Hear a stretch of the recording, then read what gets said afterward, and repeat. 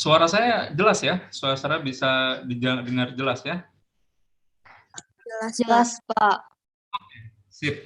Ya, jadi ini adalah pertemuan pertama kita ya di perkuliahan Kimia Umum jurusan Fisika ya.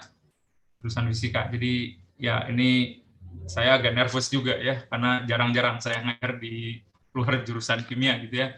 Dan kebetulan semester ini ya saya ditugasi mengampu mata kuliah kimia umum di jurusan Fisika ya.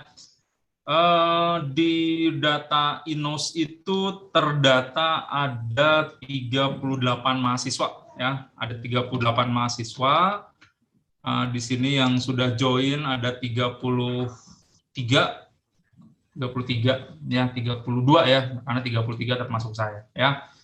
Nah, silahkan bagi yang belum klik presensi hadir di INOS, silahkan lari dulu ke INOS ya. Silahkan lari dulu ke INOS sebelum kita mulai gitu ya, sebelum kita mulai segala sesuatunya ya, sambil nunggu teman-teman yang lain juga ya. Ini udah gabung 34, berarti masih ada 4 orang lagi ya, masih ada 4 orang lagi. Silahkan bagi yang belum klik hadir di INOS, silahkan klik hadir dulu di INOS. Oke, sebagian besar sudah, masih ada beberapa yang belum ya.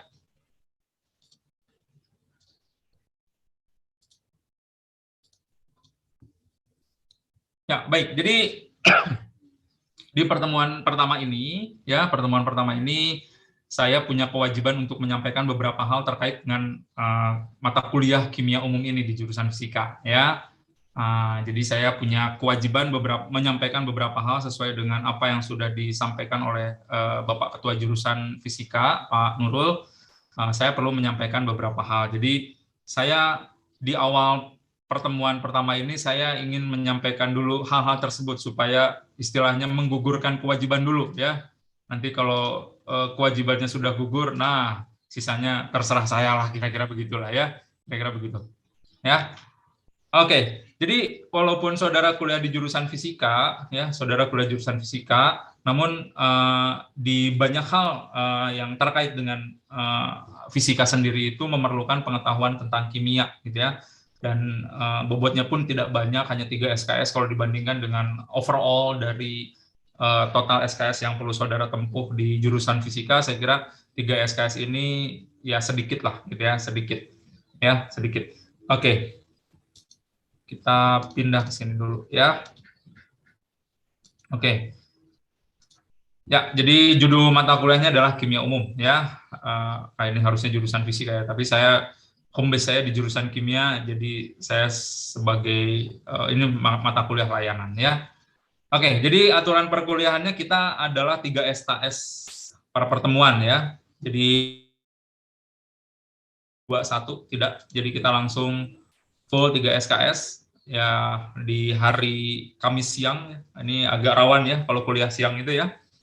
Agak rawan karena ya apalagi sebentar lagi bulan Ramadan gitu ya. Kuliah setelah zuhur gitu ya. Nah, ini kan enaknya ya kita jujur bersama lah. Jam segini kan enaknya tidur ya. Bener kan ya? Enaknya tidur gitu ya. Nanti bangun udah asar ngabuburit gitu ya, main-main lama maghrib kan gitu ya. Tapi jadwalnya memang sudah demikian begitu ya.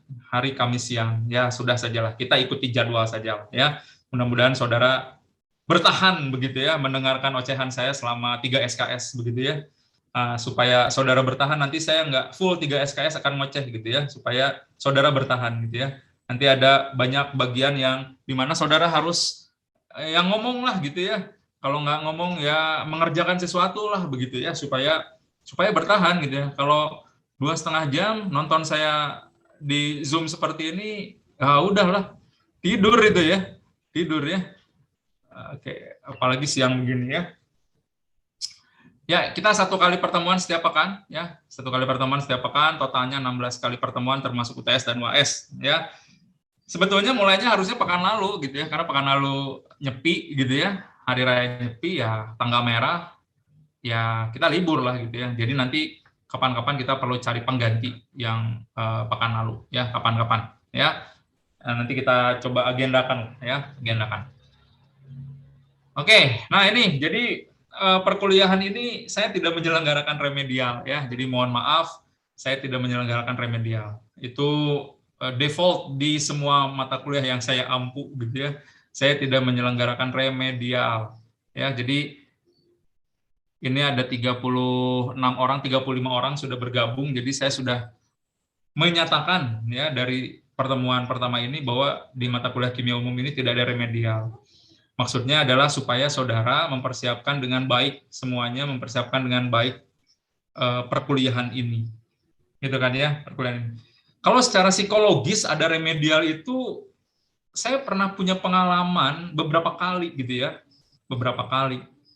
Jadi memang pas saya baru berkarir sebagai dosen gitu ya, ya saya ngadain remedial lah begitu ya, saya ngadain remedial gitu ya.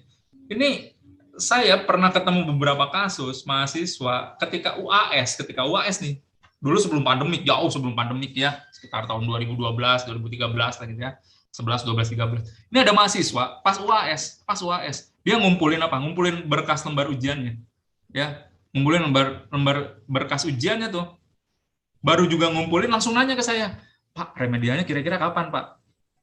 Dia baru ngumpulin UAS, udah nanya tuh, Pak, kira-kira remedialnya kapan? Saya langsung berpikir, saya periksa aja belum gitu ya. Saya periksa aja belum, ya udah nanya remedial gitu ya. Berarti sudah optimis akan nilainya jelek ya. Optimis dengan nilai jelek gitu ya. Waktu itu saya memberikan kelonggaran ada remedial, ya, ada remedial. Jadi mungkin mahasiswa juga berpikir, santailah, nanti juga ada remedial gitu ya. Santailah, nanti juga ada remedial. Ya mungkin kalian merasakan hal kayak gitu waktu di sekolah dulu ya. Waktu di SMA dulu kan ada KKM ya, ada istilahnya KKM ya, betul nggak? Betul ya. Apa yang dilakukan oleh guru kalian kalau nilai kamu jelek di bawah KKM? Gurunya yang sibuk kan ya? Ya remedial kan, sibuk gurunya, gitu kan ya? Gurunya sibuk, ya, ya, ya jadinya semua santai gitu ya. Jadinya semua santai gitu. Nah saya nggak mau kayak gitu ya. Ya sekali jadilah, ya. Kan kamu juga pengen, kalian juga kan, saudara semua juga kan pengen dapat nilai bagus sekali jadi gitu kan ya. Karena kalau remedial berarti kan saya harus kerja ulang kan ya, betul nggak? Saya harus bikin soal ulang, saya harus asesmen ulang, begitu ya. Saudara juga harus belajar ulang, sementara teman-teman lain udah bisa main, begitu kan ya. Betul nggak? Repot semua kan? Ya, udahlah sekali jadi aja lah. Ya, udah sekali jadi aja. Supaya saudara juga serius mempersiapkan segala sesuatu di mata kuliah ini. Ya, serius. Ya, karena nggak ada remedial gitu ya. Nggak ada remedial. Ya, mohon difahami seperti itu. Ya, nggak ada remedial. Kemudian yang kedua, ya, yang kemudian kita melakukan perkuliahan daring karena ya kebijakannya seperti itu, ya. Perkuliahan kita lakukan secara daring, ya, melalui Zoom, bisa melalui WA, kita ada grupnya. Terima kasih sudah dibuatkan grup untuk mata kuliah ini. Atau bisa juga nanti kita menggunakan sumber-sumber lain seperti video dari YouTube misalkan, ya. Nah, itu bisa kita lakukan, ya. Itu bisa kita lakukan. Kalau Zoom dan WA ini kaitannya nanti dengan presensi. Jadi presensi, ini saya kasih tahu dari awal sekarang ya, presensi di INOS itu saya hanya buka 15 menit. Ya, saya hanya buka 15 menit. Kalau tadi dibuka 12.40 waktu server INOS, maka akan tutup jam 12.55. Jadi bagi yang belum ya, coba lari dulu ke INOS deh sebentar deh, ada 4 menit lagi tuh. Ya, yang belum klik hadir gitu ya, yang belum klik hadir. Ya. WA juga sama. Kalau misalkan nanti suatu saat kita kuliahnya lewat WA gitu ya, kita lewat WA kuliahnya, saya akan sampaikan bahan kuliah di sana, kita akan diskusi di sana, begitu ya, di WA. Nah, sama juga waktu presensinya cuma 15 menit, ya, jadi 12.40, 12.55 udah tutup, gitu ya. Tapi kalau YouTube, saudara bisa nonton kapan aja, ya. Jadi misalkan saya infokan, misalkan setelah sholat zuhur gitu ya, saya infokan bahwa kuliah via YouTube. Nah, itu presensinya sampai sore, sampai jam 18. Artinya yuk bisa ambil waktu untuk tidur siang dulu lah gitu. Ya. Nanti udah asar baru lihat videonya gitu. Itu karena sistem kuliah itu kalau daring itu ada sinkronus, ada asinkronus. Kalau Zoom WA itu sinkronus, artinya kita ketemu real time. Kalau sekarang lewat Zoom, nanti kapan-kapan lewat WA. Ketemu. Kalau lewat WA berarti by text kan gitu ya. Jadi pada saat yang sama, gitu ya. Jadi pada saat yang sama. Kalau YouTube kapan aja dia, ya. Nah, nanti kalau yang asinkronus waktunya saya kasih kelonggaran, gitu ya. Waktunya saya kasih kelonggaran, ya seperti itu.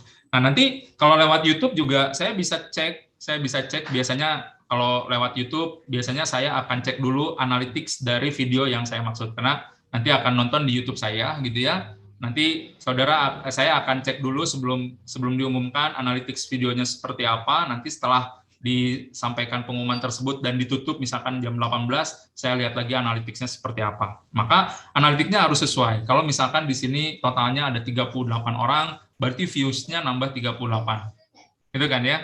Views-nya nambah 38. Atau mungkin lebih, karena mungkin saudara parsial nontonnya. Sekarang setengah dulu, nanti sore setengah lagi, misalkan itu bisa saja. Nah, nanti juga selain views-nya juga saya periksa juga adalah mengenai waktu tontonnya. Kalau di sini misalkan saya bikin satu video yang durasinya misalkan 10 menit, misalkan ya, 10 menit ada 38 orang. Berarti kalau nonton utuh, 10 kali 38 adalah 380. 380 bagi 6, sekitar 6 jam 20 menit. Jadi views-nya nambah 38, maka waktu tontonnya juga nambah 6 jam 20 menit. Itu kira-kira lah.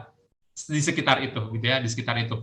Jadi saya bisa cek, oh iya, saudara semua sudah melakukan perkuliahan. Gitu ya. Kalau kurang, nah ini tinggal jujur-jujuran aja lah. Siapa yang cuman klik views-nya aja gitu ya, kemudian 10-20 detik stop gitu ya, nonton yang lain. Itu bisa-bisa saja. Views-nya oke, bisa nambah karena itu sudah terhitung, tapi waktu tontonnya enggak.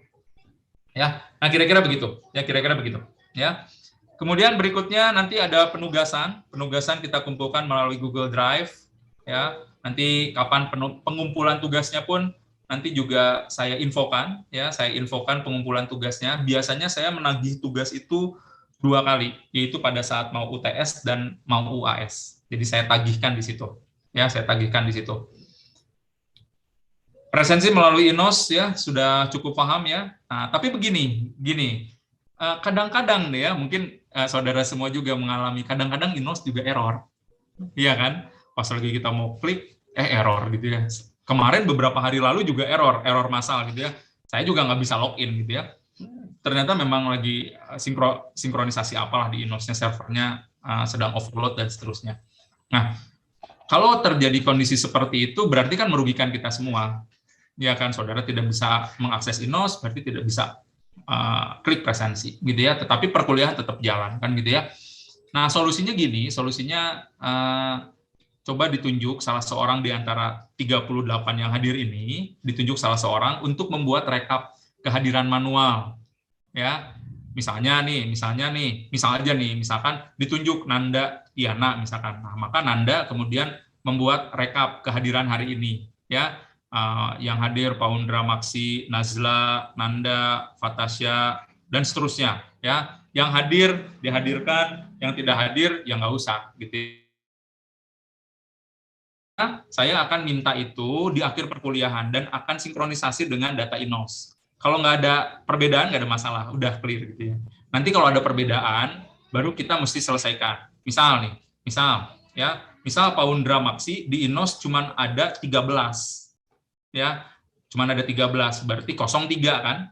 03 kali. Nah ini kenapa kok bisa 03 kali misalkan? Nah kita coba cari ternyata di rekapan temannya itu ternyata yang 3 kali itu terdata, gitu ya, terdata. Nah maka nanti kan kita bisa sinkronisasi ulang, begitu ya, kita bisa sinkronisasi ulang. Ya, nah dengan catatan ada bukti lainnya. Nah ya, jadi selain temannya kemudian melakukan pendataan setiap pekan, ya, bukti lainnya itu adalah tolong juga setiap orang yang hadir di perkuliahan saya itu membuat bukti screenshot kehadiran.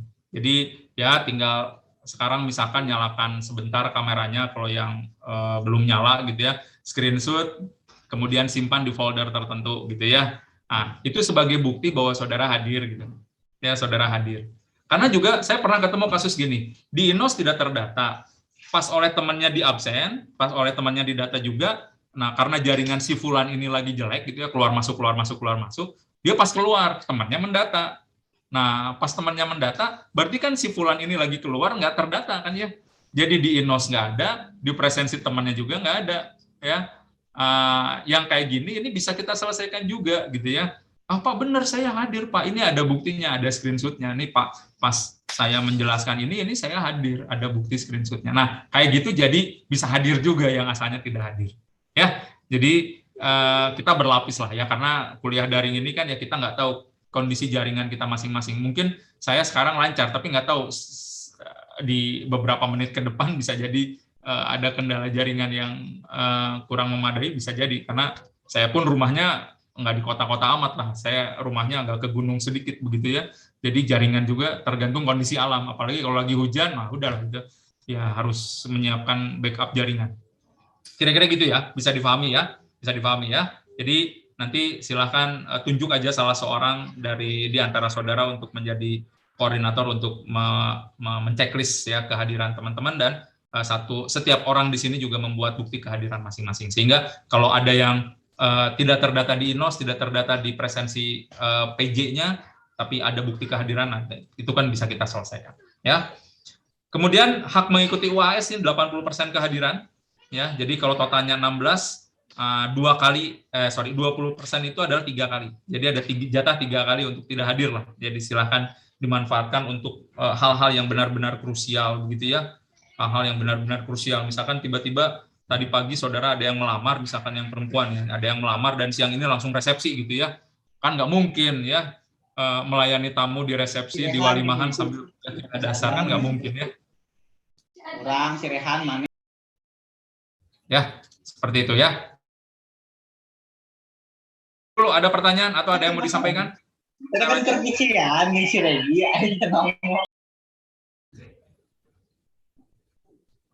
Kenapa nih Torik nih? Sip, ada yang mau disampaikan sebelum saya lanjut? Lanjut ya. Ya, nih wajib menggunakan kalkulator. Ini jadi menggunakan kalkulator di kimia umum ini statusnya wajib ya. Ya beginilah. Jadi nanti ketika misalkan saudara melakukan problem solving, mengerjakan soal lah gitu ya, jadi saudara hanya ngurusi masalah logic thinking kimianya aja. Urusan berhitungnya serahkan pada ahlinya. Iya kan? Serahkan pada ahlinya, kalkulator kan, ahli menghitung kan ya. Walaupun nggak ahli-ahli benar lah gitu ya. Nah, jadi silakan menggunakan kalkulator. Gitu ya, silakan menggunakan kalkulator. Kalau enggak ya repot lah ya. Kalau enggak ya repot ya. Nanti ada hitungan-hitungan yang seharusnya diselesaikan dengan kalkulator bisa cepat, tapi karena saudara tidak menggunakan kalkulator ya akhirnya repot juga gitu ya. Seperti contoh sederhana lah ya, kan saudara masih fresh ya, masih belum lama, jauh sekali belajar kimia, terakhir mungkin pas kelas 12 kemarin ya. Misalkan saudara mau menghitung mol gitu ya, mau menghitung mol dari massa gitu ya. Kan rumusnya sederhana sebenarnya. Mol sama dengan massa dibagi dengan massa molar. Ya kan? Mol sama dengan massa dibagi dengan massa molar. Jika misalkan saya mau menghitung mol dari CO2 yang massa molarnya 44. Ya kalau waktu di SMA dulu angkanya dibuat cantik gitu ya. Sebanyak 22 gram CO2. Nah, kan gampang dibaginya kan, 22 per 44 setengah gitu ya. Iya kan? Tapi kalau misalkan saya buat misalkan sebanyak 27,56 gram CO2, 27,56 gram CO2, berapa jumlah molnya? Ya bagi 44, bisa baginya, bisa bagi kurung gitu ya kan, lama ya. Nah, kalau tinggal pijit-pijit kalkulator kan selesai sebentar. Ya, jadi pakai kalkulator, dan kalkulatornya kalkulator yang memang sebenar-benarnya kalkulator. Itu jangan pakai kalkulator di gadget ya. Karena saya nggak tahu kalau pakai gadget itu saudara benar lagi pakai kalkulator atau lagi chatting sama temannya.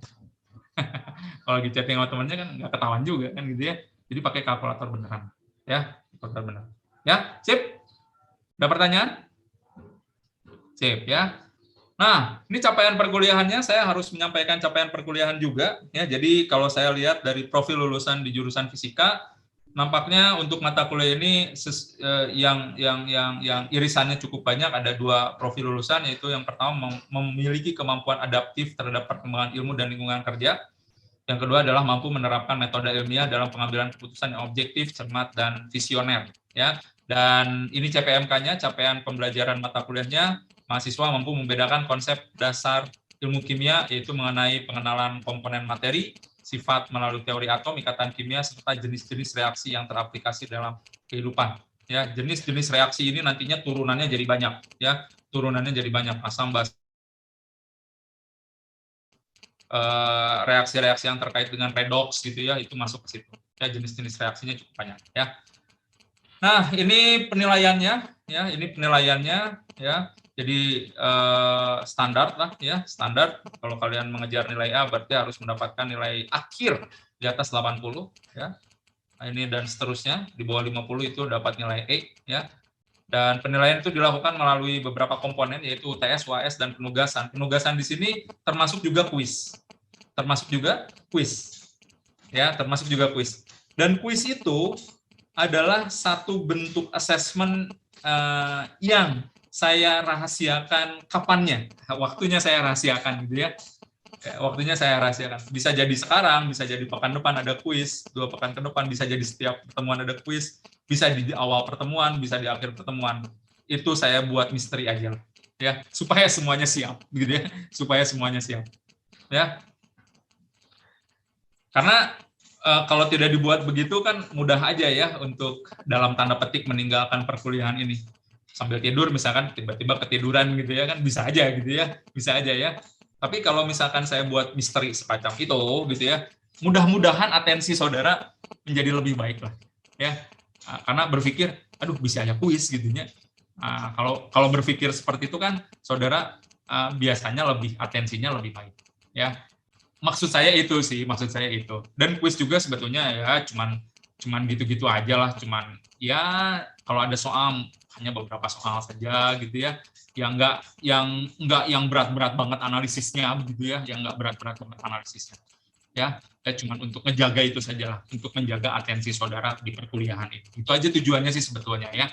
Tujuannya seperti itu ya.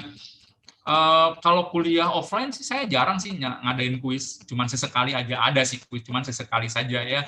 Ya karena kan kalau kuliah offline kan kita langsung tatap muka beneran ya. Kalau sekarang kan tatap layar kan gitu ya. Kalau kuliah langsung ketemu di kelas kan nggak bisa meleng gitu ya. Ngantuk sedikit kan kita bisa tahu dosen kan ya, ngantuk sedikit saya bisa langsung tegur, silahkan ke toilet dulu dan sebagainya kan gitu ya.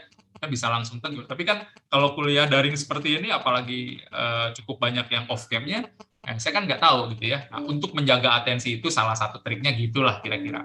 Ya, kira-kira. Dan kuis nggak akan memberatkan insya Allah. Kalau saudara kemudian memperhatikan apa yang kemudian saya jelaskan, saya terangkan, insya Allah pasti bisa mengerjakan kuis itu. Ya, bisa mengerjakan kuis. Ya, oke. Nah, untuk penugasan nanti memang setiap babnya ada tugas khusus yang memang harus saudara kerjakan.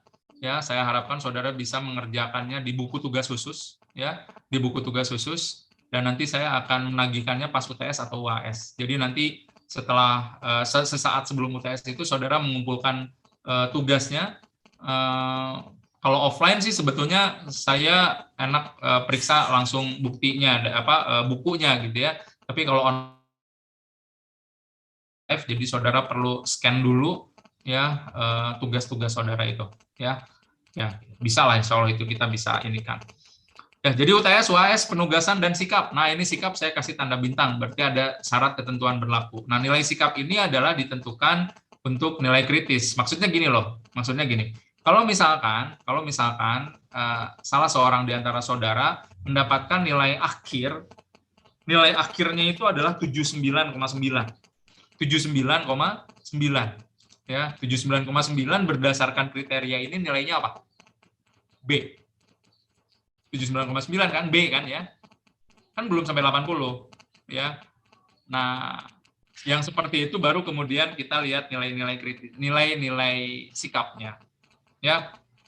Saya bisa ngasih bonus naikin lah jadi 0, nambahin 0,1 jadi 80 supaya dapat A, itu bisa saja.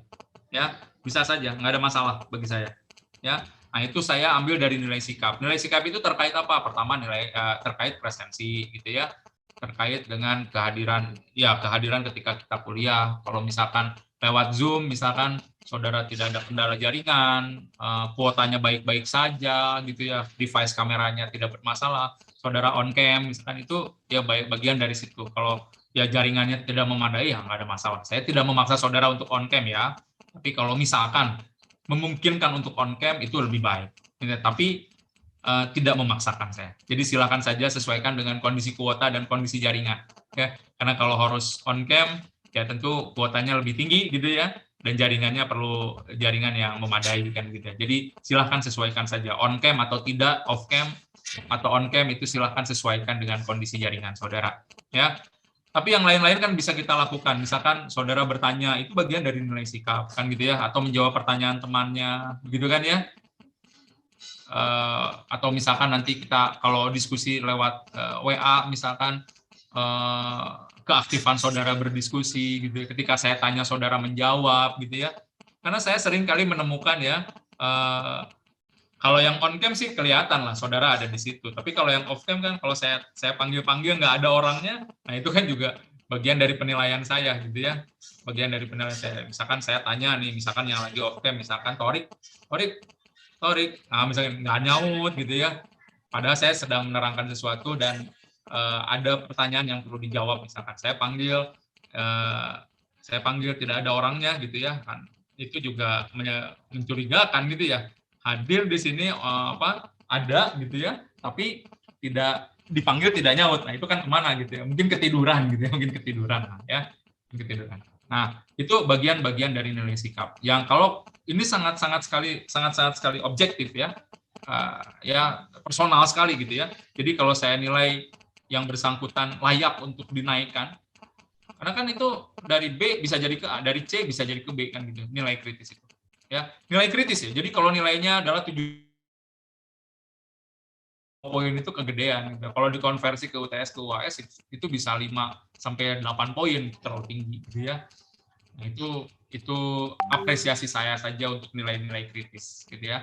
Dan sejauh ini di perkuliahan yang saya ampu banyak yang kemudian saya naikkan seperti itu. Dengan catatan tadi, saya menilai mahasiswa tersebut dari sisi sikapnya, dari sisi attitude-nya oke. Ya, oke. Ya, kalau enggak gimana Pak? Ya enggak mah enggak akan saya tambahin lah. 79,995 juga ya udah biarin aja lah. Kalau menurut penilaian saya, misalkan ya, menurut penilaian saya ya ya begitulah gitu ya. Dari sisi attitude-nya gitulah ya, saudara bisa menerjemahkan sendiri. Ya.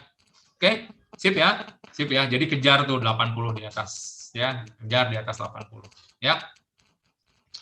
Nah, ini agenda kegiatan kita ya, agenda kegiatan kita. Jadi sekarang ya harusnya pekan lalu kan mulainya ya. Harusnya pekan lalu ya. Ini Ibu Nyepi, jadi baru hari ini kita ketemu.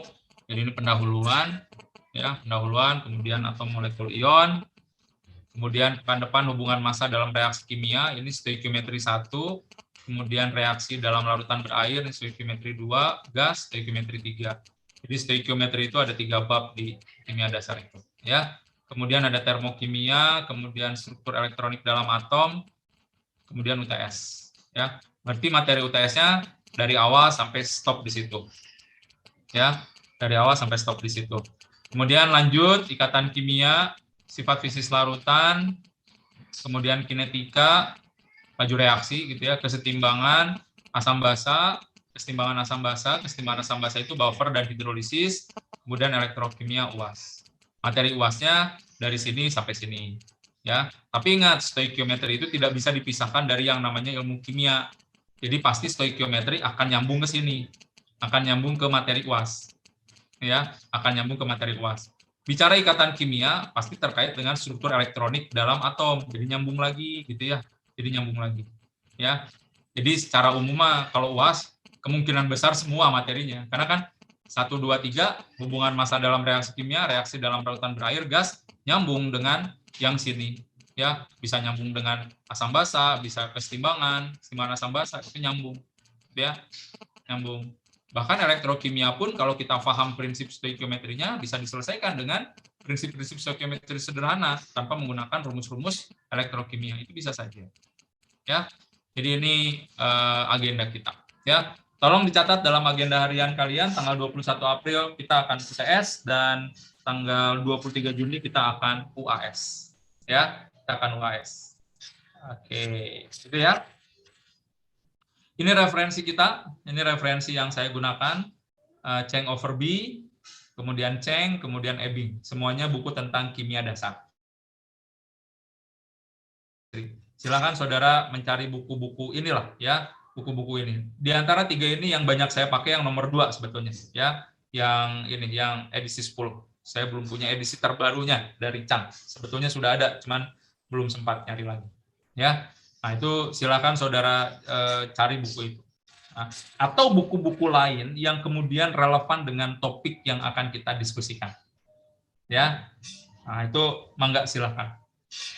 Pak, saya masih nyimpan buku SMA, apakah relevan, Pak? Ya bisa saja. Ya cuman kan dari sisi kedalaman itu beda ya. Tapi kalau pengen review lagi ya silakan, bebas-bebas saja ya. Yang penting adalah saudara punya sumber bacaan untuk topik-topik ini. Ya untuk topik-topik ini. Dan topik-topik ini semuanya sudah sebetulnya kalau saya lihat kurikulum SMA itu sebenarnya sudah dipelajari semua. Nggak ada yang baru sebetulnya ya, hanya kalau dulu saudara belajar satu bab ini berminggu-minggu gitu dengan gurunya, kalau dengan saya mungkin 1 kali pertemuan gitu plus tugas gitu ya dan seterusnya gitu ya. Jadi mungkin semacam pemadatan materi kimia SMA lah gitu ya, yang dulu dipelajari selama 3 tahun, sekarang kita 3 SKS gitu, 1 semester, kira-kira begitu ya, kira-kira seperti itu. Ini referensi kita ya. Oke, sip, sampai sini ada pertanyaan sebelum saya lanjut? Jadi sudah gugur ya kewajiban saya sudah menyampaikan silabus. Silabus itu yang mana? Yang ini nih. Ini saya bentukan seperti ini supaya saudara bisa tahu tanggal berapa, hari apa, tanggal berapa itu belajar apa. Jadi akan sangat baik sekali kalau misalkan sebelum masuk kelas saya itu saudara sudah baca. Ya, saudara sudah baca. Jadi pekan depan hubungan massa dalam reaksi kimia saudara sudah mengingat-ingat kembali tentang stoikiometri. Ya, saudara sudah mengingat-ingat lagi tentang stoikiometri. Begitu, ya.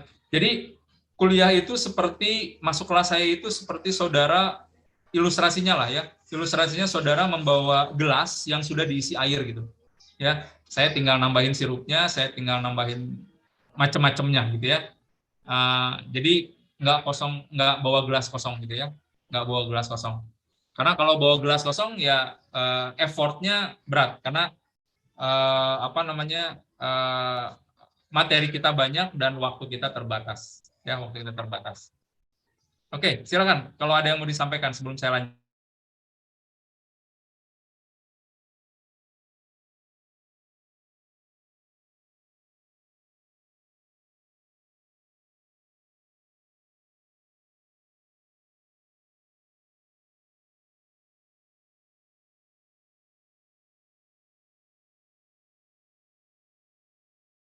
Ya, oke. Jadi kalkulatornya pakai kalkulator saintifik aja lah. Ya, pakai kalkulator saintifik kok. Sekarang harga kalkulator saintifik juga nggak terlalu mahal saya kira ya. Ya, yang bisa melakukan kalkulasi saintifik, nggak perlu yang kemudian bisa membuat grafik, nggak sampai situ lah. Ya, cuman hitungan karena di kimia juga cuman hitungan dasar aja sih, kali bagi tambah kurang aja sih ya. Ada nanti pakai logaritma dikit di asam basa gitu ya. Cuman itu aja sih. Tapi kalau saudara mau investasi untuk jangka panjangnya kan di fisika tentu sisi hitungannya lebih kompleks lagi gitu ya. Sisi matematisnya lebih banyak lagi, silakan. Ya, silakan. Asal jangan pakai kalkulator dagang aja, nanti bermasalah juga kalau pakai kalkulator dagang ya. Kita kan mau kuliah kimia, bukan mau jualan beras ya. Nanti kurang memadai kalau pakai kalkulator dagang, itu kurang memadai ya.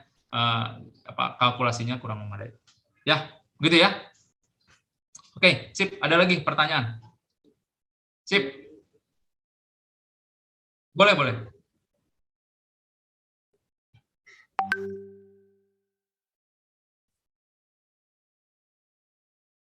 Oke.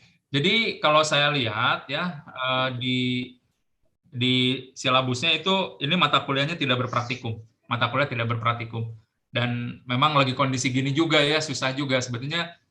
Kalau kondisi normal saya usulkan ke jurusan fisika ya setidaknya ada visit lab lah ya, visit lab, karena bagaimanapun juga kimia tanpa lab itu kayaknya jadi sastra gitu ya, jadi sastra kimia gitu ya. Tapi lagi kondisi seperti ini jadi kelihatannya kita full tidak ada kegiatan atau tidak ada aktivitas laboratorium ya, seperti itu kelihatannya ya. Sip? Ya, mangga. Ada lagi yang mau ditanyakan sebelum kita lanjut? Saya izin bertanya. Boleh silahkan, Marisa Alpiani. Untuk tadi kan ada kayak kuis gitu ya. Nah, itu kuisnya Ya. biasanya materi yang sudah dipelajari atau materi yang akan dipelajari gitu? Kalau kuis itu materi yang sudah dipelajari. Kuis itu materi yang sudah dipelajari, tentunya ya, materi yang sudah dipelajari. Jadi kalau saya ngasih materi sekarang ya, apakah ada kuis atau tidak ya itu nanti ya, jadi misteri saja ya. Jadi kalau sifatnya belum dipelajari itu bukan kuis dan itu tidak masuk penilaian. Itu hanya sebagai assessment bagi saya saja untuk mengetahui kemampuan dasar mahasiswa. Dan itu memang kadang-kadang saya kerjakan. Ya, kadang-kadang saya lakukan gitu ya untuk mengetahui baseline-nya ya. Kan saya mau mengajar saudara, maka saya harus tahu dulu basic knowledge yang saudara sudah punya segimana gitu ya. Jangan sampai kemudian saudara udah advance, tapi saya ngejelasinnya segini, jadi nggak ada impact-nya ya. Karena apa yang kemudian saya sampaikan saudara udah tahu semua, kan gitu ya. Atau jangan seperti ini, saudara tahunya segini, saudara tahunya di sini, tapi saya menjelaskan di sini. Berarti ada gap kan ya, betul nggak? Ada gap yang tinggi. Nah, itu jadi problem nggak ketika belajar? Jadi problem, gitu ya. Jadi masalah. Nah, itu memang kadang-kadang saya kerjakan.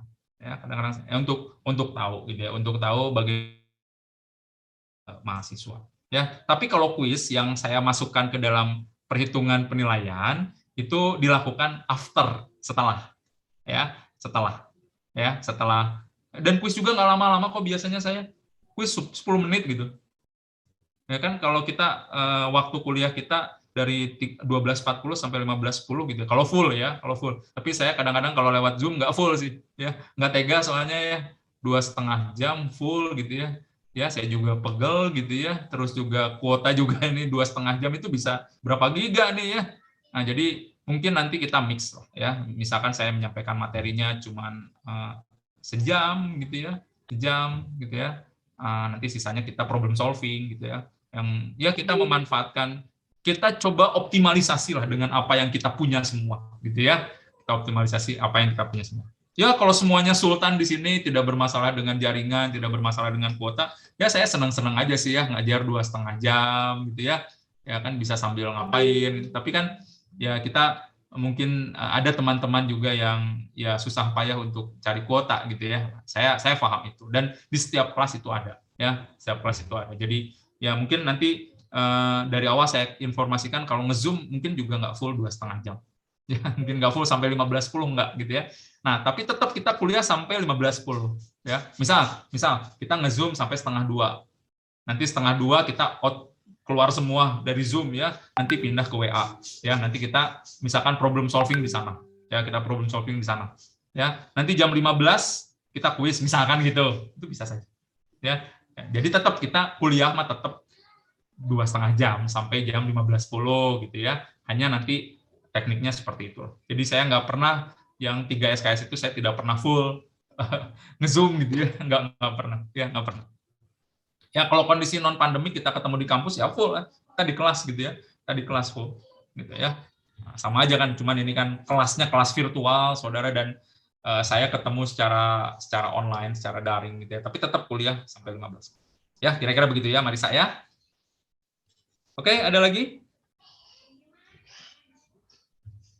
Ada lagi? Tidak ada? Tidak ada? Oke. Sekarang saya akan menyampaikan sedikit dulu materi untuk hari ini ya. Materi untuk hari ini adalah atom, molekul, dan ion ya. Saya akan coba percepat saja perkuliahannya karena ini adalah sesuatu yang saudara sudah tahu gitu ya, saudara sudah tahu. Ini saya ambil materinya dari bukunya Chang. Jadi kalau saudara nanti dapat bukunya Chang yang edisi ke-10, saudara akan temukan semua materi kuliah saya. Ya, saudara akan temukan semua materi kuliah saya. Jadi materi kuliah saya lengkapnya ada di buku Chang. Ya, Dan mohon maaf, saya tidak membagikan slide saya. Jadi kalau mau screenshot, ya monggo lah, silahkan. Saya tidak tahu saudara screenshot atau tidak, saya tidak tahu. Tapi saya tidak membagikan secara khusus. Ini dibagikan dalam bentuk PPT atau PDF, tidak. Ya, silahkan saudara. Semua ada di buku. Saya jamin itu semua ada di buku. Ya, semua ada di buku. Jadi kalau saudara baca bukunya, saudara akan dapatkan informasi yang jauh lebih lengkap. Ya, oke. Jadi bab pertama ini judulnya atom, molekul, dan ion. Jadi dari bab ini pengetahuan yang diharapkan, yang kalian akan peroleh itu, mahasiswa itu bisa membedakan atom, mana yang molekul, mana yang ion. Ya, tentu ini 3 istilah ini bukan sesuatu yang asing bagi kita semua. Ya, semuanya kan sudah pernah belajar kimia kan di SMA kan, betul kan? Sudah belajar kimia. Ada yang belum pernah belajar kimia, misalkan saudara asalnya jurusan sosial, misalkan. Ada nggak? Kayaknya enggak ya, karena saya nggak tahu sistem sekolah sekarang itu ada peminatan, ada segala macam gitu ya. Kalaupun yang sosial ada kimia peminatan gitu ya. Ya pasti pernah dengar lah istilah-istilah inilah, kira-kira begitulah sederhananya ya. Seperti itu. Ini atom, molekul, dan ion. Ya. Jadi target kita hari ini adalah kalian bisa membedakan atom, molekul, ion. Dan turunan-turunannya gitu ya, maksudnya adalah bukan hanya membedakan, tapi misalkan bisa, ya pertama bisa mengklasifikasi. Kalau saya punya sekumpulan spesies, saudara bisa mengklasifikasi gitu kan ya, oh ini atom, ini molekul, yang ini ion, itu kira-kira ya. Nah, kalau kita bicara atom, maka nanti silakan baca saja mengenai teori perkembangan teori atom gitu ya. Ya, teori atom itu di abad modern mulai dari John Dalton ya, 1808 di kota Manchester di Inggris ya. Kira-kira simpulannya begini loh. Kira-kira simpulannya begitu. Ada postulat atom Dalton itu ada 4. Unsur itu disusun oleh suatu partikel yang sangat kecil disebut sebagai atom ya. Yang kedua, atom unsur yang sama akan identik dalam segala sesuatunya ya, memiliki ukuran yang sama, massa yang sama, chemical properties yang sama ya. Tapi atom unsur yang berbeda, maka dia berbeda dalam segala sesuatunya. Karena memang pada saat Dalton menyampaikan teorinya ini belum ada pengetahuan tentang isotop. Ya, kalau sekarang kan sudah ada pengetahuan tentang isotop ya. Nah, isotop itu kan unsur sama tapi masanya beda. Nah, itu Dalton nggak tahu ya. Kemudian senyawa itu disusun oleh atom ya. Senyawa itu disusun oleh atom. Kemudian reaksi kimia itu merupakan reaksi kimia itu merupakan penata ulangan atom-atom ya, separasi, pemisahan, kombinasi atau rearrangement atom ya. Dan itu bukan merupakan suatu kreasi itu pembentukan gitu ya, atau destruksi, penguraian gitu. Jadi tidak ada atom yang hilang gitu ya. Nah, ini karena memang pada 1808 ya pengetahuannya baru itu saja ya. Oke, ini saya percepat saja. Nah, ini tahun 1906, ini mulai percobaannya kalau nggak salah 18 tahun itu, kemudian melakukan eksperimen yang hari ini kita kenal sebagai eksperimennya tabung sinar katoda, ya, cathode ray tube, ya, CRT, ya. Saya dulu kecil mengalami punya TV, ya di keluarga saya itu ada TV yang pakai CRT, TV tabung, ya. Masih mengalami nggak kalian ada TV tabung gitu? Kalau sekarang kan TV rata-rata sudah LED ya, udah flat, datar gitu ya, tipis gitu ya. Kalau dulu tabung gitu ya, jadi ukurannya ke belakangnya gede gitu ya. Nah itu adalah cathode ray tube ya. Jadi ini kesimpulannya saja, saya kasih tahu kesimpulannya bahwa dalam atom itu ada sesuatu yang bermuatan negatif gitu ya, kata Thomson ya. Dan sesuatu yang bermuatan negatif itulah yang hari ini kita kenal sebagai elektron ya. Dan atas penemuannya itu Thomson mendapatkan Nobel di 1906 ya. Nobelnya justru di Nobel Fisika ya, karena mengungkap adanya elektron di dalam atom ya. Dan elektron itu diketahui juga bermuatan negatif dari percobaan seperti ini. Jadi ini cathode ray tube-nya, kemudian ada dihubungkan dengan beda potensial yang tinggi. Di sini ada logam gitu ya, di sini ada logam, dan ada berkas sinar dari katoda menuju anoda gitu ya. Dan sinar tersebut dipengaruhi oleh muatan baik medan magnet ataupun medan listrik ya. Dia itu seperti ini mendekati muatan positif dan menjauhi muatan negatif. Jadi dia beloknya itu ke bawah, ya, ke titik C, ya, ke titik C. Ya, ke titik C. Nah, karena mendekati muatan positif, menjauhi muatan negatif, maka bisa disimpulkan bahwa sinar yang muncul dari katoda ke anoda itu adalah bermuatan negatif, gitu ya, bermuatan negatif. Dan setiap logam yang digunakan itu selalu menghasilkan fenomena yang sama, gitu ya. Pertama digunakan besi, oh mungkin karena besi, gitu ya. Diganti oleh tembaga, diganti oleh nikel, diganti oleh wolfram dan sebagainya, ya. Ternyata fenomenanya sama. Maka kemudian kesimpulannya adalah ada suatu partikel bermuatan negatif yang terpancar dari katoda menuju anoda, dan partikel tersebut kemudian dikenal sebagai elektron. Gitu ya. Nah, di tahun-tahun berikutnya Millikan kemudian melakukan eksperimen percobaan tetes minyak Millikan untuk menentukan massa elektron, ya, untuk menentukan massa elektron, dan akhirnya diketahui itu massa elektronnya 9,1 10⁻⁻28 gram.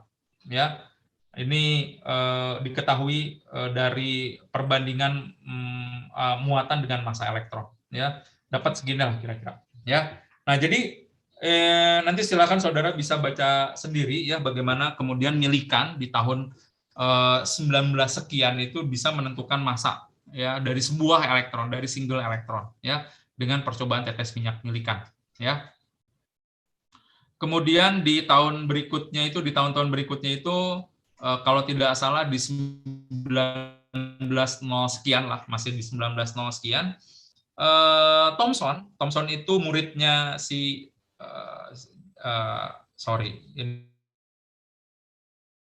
Rutherford ya. Rutherford itu muridnya si Thomson. Jadi memang mereka ini yang satu guru, yang satu muridnya gitu ya. Mahasiswa dan dosennya lah ya. Dosennya itu si Thomson ya. Mahasiswanya si Rutherford. Rutherford itu melakukan eksperimen penembakan lempeng logam emas oleh partikel alfa. Waktu itu diketahui bahwa partikel alfa itu adalah satu partikel yang ukurannya sangat kecil gitu ya, ukurannya sangat kecil. Dan secara logikanya begini ya, Rutherford pengen tahu apakah atom itu merupakan suatu bola yang berongga atau bola yang pejal, begitulah kira-kira ya, bola yang berongga atau bola pejal. Nah, kemudian dilakukan eksperimen ini ya. Kalau ternyata benar bahwa atom itu merupakan bola yang pejal, maka ketika saya menembak sesuatu partikel yang kecil dari kiri ke kanan, kalau ini tapar besar, maka dia akan balik lagi ke kiri. Kayak ginilah logikanya. Saya punya kelereng, saya punya bola basket. Kelerengnya kemudian saya tembakkan ke bola basket. Kan bola basket itu bola yang, katakan bola yang, jangan bola basket lah, bola bowling, katakan bola bowling gitu ya. Bola bowling itu kan bola yang pejal, bola yang di dalamnya tidak ada rongga.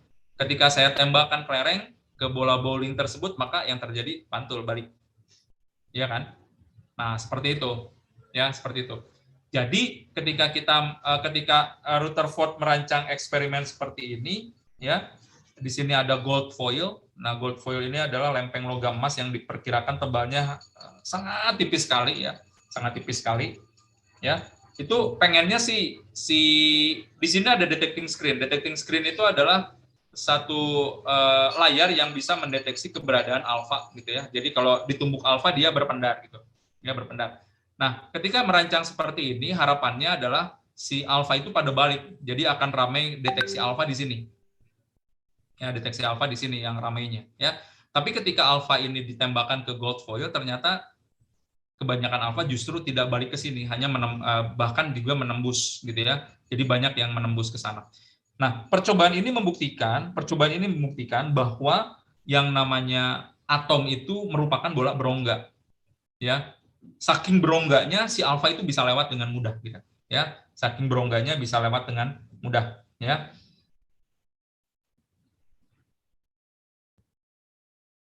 Gitu, ya. Saking berongganya itu alfanya lewat dengan mudah, gitu ya. Nah, ini hanya berselang 2 tahun, ya, 2 tahun. Jadi pada tahun 1906 gurunya dapat hadiah Nobel di fisika. Sekarang muridnya dapat hadiah Nobel di kimia, gitu ya, di kimia. Karena kemudian mengungkap bahwa atom itu merupakan bola berongga, kira-kira seperti itu. Ya, kira-kira seperti itu. ya. Dan atom itu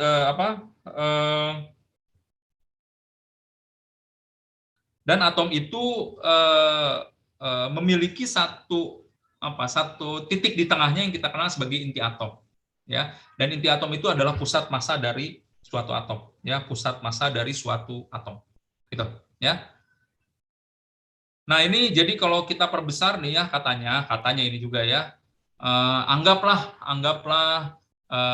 kalau di sini mengistilahkannya, if the atom is the Houston Astrodome, then the nucleus is a marble. Nah, jadi kalau kita anggaplah kalau di Bandung itu GBLA gitu ya, Gelora Bandung Lautan Api gitu ya, stadion kebanggaan masyarakat Bandung dan Jawa Barat di dekat UIN juga kebetulan.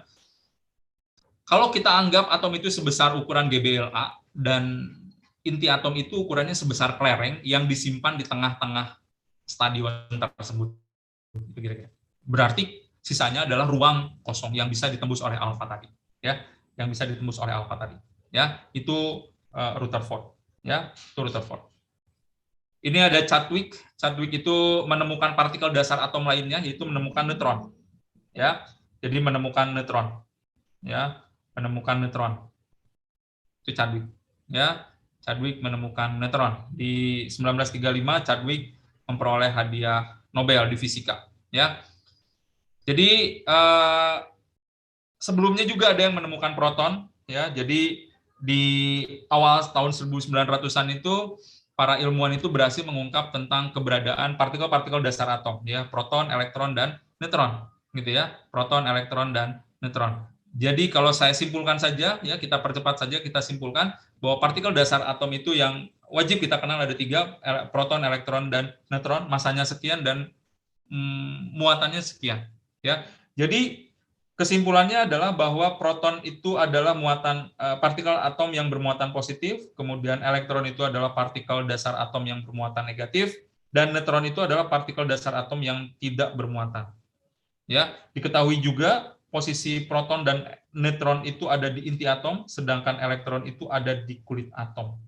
Ya, nah jadi sampai situ tuh pengetahuan kita tentang atom, ya, pengetahuan kita tentang atom. Nah, kemudian kita juga masuk lagi, ya, kita masuk lagi di sini ada tentang notasi atom, ya, notasi atom. Nah, dari notasi atom ini nanti seharusnya saudara semua bisa mengetahui jumlah partikel dasar atom. Ini gampang banget, ya. Jadi kalau misalkan kita memiliki suatu atom ditulis sebagai XAZ, di mana A-nya ini adalah X-nya ini adalah elemen simbol, ya, simbol dari unsurnya. Kemudian A-nya adalah massa atom dan Z-nya adalah nomor massa, nomor atom.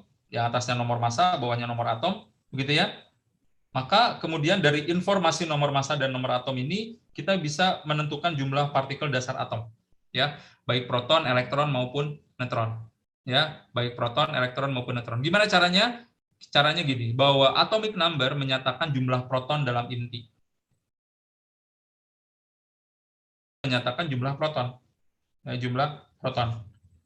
Kemudian nomor massa yang A ini menyatakan jumlah proton ditambah dengan jumlah neutron, ya, jumlah nomor massa itu menyatakan jumlah proton ditambah dengan jumlah neutron, ya. Oke. Kemudian elektronnya gimana, Pak? Nah, kalau elektron itu adalah kalau pada atom yang tidak bermuatan, maka jumlah elektronnya sama dengan jumlah proton, kira-kira begitu. Ya. Jadi kalau kita tuliskan berarti protonnya sama dengan Z. Ya kan? Karena Z menyatakan jumlah proton. Elektronnya sama dengan Z kalau atomnya netral. Dan neutronnya sama dengan A dikurangi Z. Nah, itu jadi saudara bisa tulis itu di bukunya masing-masing, ya, bukunya masing-masing. Oke. Nah, di sini juga ada pengetahuan baru yaitu tentang isotop yang tidak diketahui pada saat Dalton menyampaikan menyampaikan teori atom Daltonnya, ya. Nah, jadi isotop itu adalah atom unsur yang sama tetapi memiliki jumlah neutron yang berbeda. Ya, nah ini tinggal kita deteksi saja, ya. Nah, yang ini contohnya misalkan hidrogen 1,1. Ya, hidrogen 1,1, protonnya 1, elektronnya 1, neutronnya 0. Ya kan? Neutron itu selisih angka atas dengan bawah. Jadi 1 kurangi 1. Dia nggak punya neutron sih. Di hidrogen 2 sering dinotasikan juga sebagai D. D itu dari kata deuteron, ya, deuteron. Dia memiliki 1 neutron. Dia memiliki 1 buah neutron. Jadi silahkan dari sini kemudian saudara breakdown lagi, tentukan jumlah proton, elektron, dan neutron. Ya. Kemudian yang ini, ya, hidrogen 31, ini nanti neutronnya ada 2. Ya. Jadi ini yang disebut sebagai isotop. Mungkin waktu di SMA dulu, guru kalian menerangkan bahwa isotop itu adalah atom unsur yang sama tetapi memiliki massa yang berbeda. Ya benar sih, benar, nggak ada masalah. Ya kan? Karena ini atom unsur yang sama, yaitu hidrogen, tapi masanya beda, 1, 2, 3. Kan gitu. Ya. Contoh lain misalkan uranium, ya, uranium 23592 dan 23892. Ya, nomor masanya, nomor atomnya sama. Kalau nomor atom sama, pasti notasinya pasti sama. Ya kan? Tapi jumlah massa, tapi nomor masanya berbeda. Ya, maka itu disebut sebagai isotop. Ya, sebagai isotop. Ya. Oke, sekarang coba kerjakan secara cepat nih. Sekarang coba kerjakan secara cepat. Berapakah jumlah proton, neutron, dan elektron pada karbon 14? Nah, ayo cepat.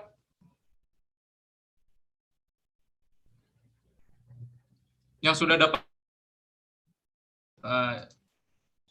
sudah dapat jawabannya direct message ke saya di Zoom, buka chat box-nya, direct message ya, jangan to everyone tapi ke saya.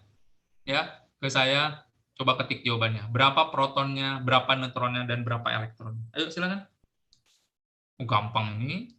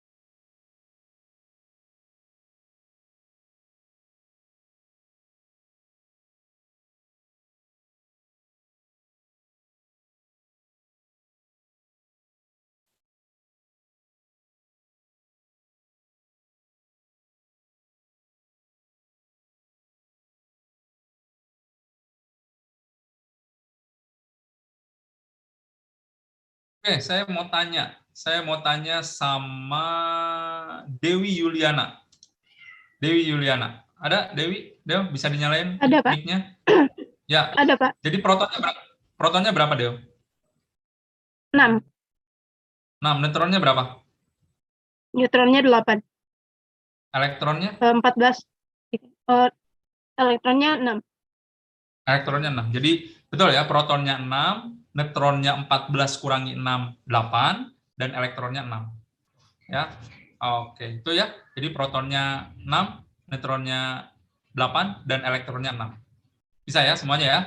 Oke. Satu lagi. Yuk, coba. Ayo cepat. Jawab lagi di chat box ya. Berapakah jumlah proton, neutron, dan elektron pada karbon 11,6?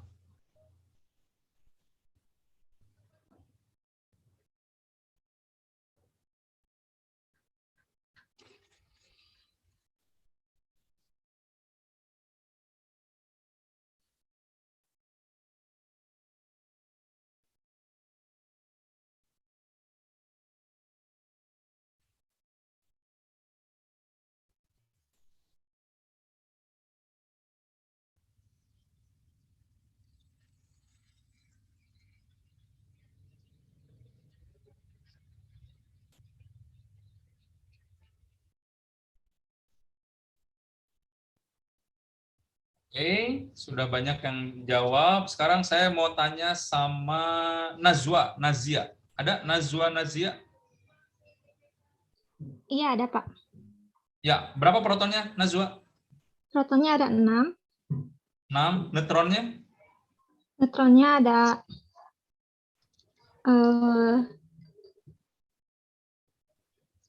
5, Ada 5, good. Elektronnya ada berapa? ada 6. Ada 6. Ya, tuh. Ya, oke. Sip, bisa semua ya? Coba saudara semua perhatikan. Saudara semua perhatikan ya, bahwa kedua spesies ini ya, antara karbon 14 dan karbon 11 ini adalah isotop. Ya kan? Dua spesies ini memiliki proton yang sama. Protonnya harus sama. Unsur yang sama artinya protonnya sama, ya. Tetapi dua spesies ini memiliki neutron yang berbeda, yang 18, yang 15. Ya, itu yang disebut sebagai isotop. Ya, yang disebut sebagai isotop. Nah, ini adalah gambaran sistem periodik. Ya, tolong semuanya nanti mencari sistem periodik ya. Nih, saya kasih tahu gimana cara mencari sistem periodik nih, ya. Jadi, oke, sini dulu ya. Coba kita cari sistem periodik, ya. Oke, nah, jadi nanti saudara masuk ke sini, ya. Kalau sekarang lagi pakai laptop atau pakai komputer, silahkan bisa ikutin. Masuk ke satu situs namanya iupec.org, ya, IUPAC. Pernah dengar ya? Waktu di SMA tuh, ya, gurunya nerangin pas bikin senyawa karbon ya. Kita pelajari tata nama IUPAC, tata nama IUPAC itu naon? IUPAC itu adalah satu badan internasional, ya, kependekan dari internasional, badan internasional yang menangani segala sesuatu dalam ilmu kimia murni dan ilmu kimia terapan. Ya, salah satunya produk mereka ini adalah sistem periodik. Ya, nah, ini kalau sudah masuk scroll down aja ke bawah terus sampai ke bawah nanti ada nih periodic table of elements. Ya, periodic table of elements. Nah, diklik. Nah, nanti dia akan bawa kita ke satu halaman dan inilah sistem periodik terupdate, ya, paling update, gitu ya. Nah, ini sistem periodik paling update, ya. Jadi sistem periodiknya ini sudah sampai dengan nomor 118 OG.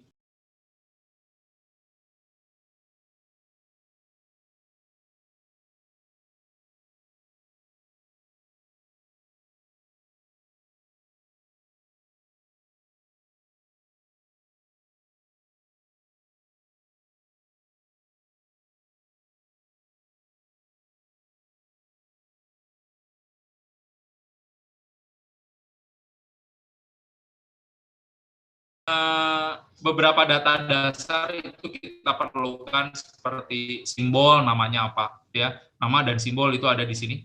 Kemudian ada konvensional atomic weight, jadi ada massa atom relatif rata-rata, ya, yang nantinya kita gunakan pada perhitungan, ya, pada perhitungan kita gunakan.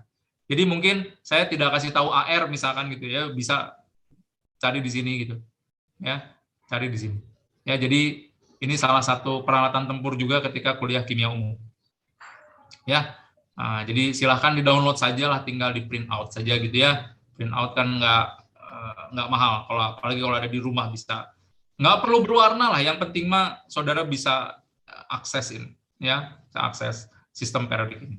Ya, Pak saya nggak usah dicetak Pak, saya jadikan wallpaper saja. Silahkan, ya, silahkan, ya.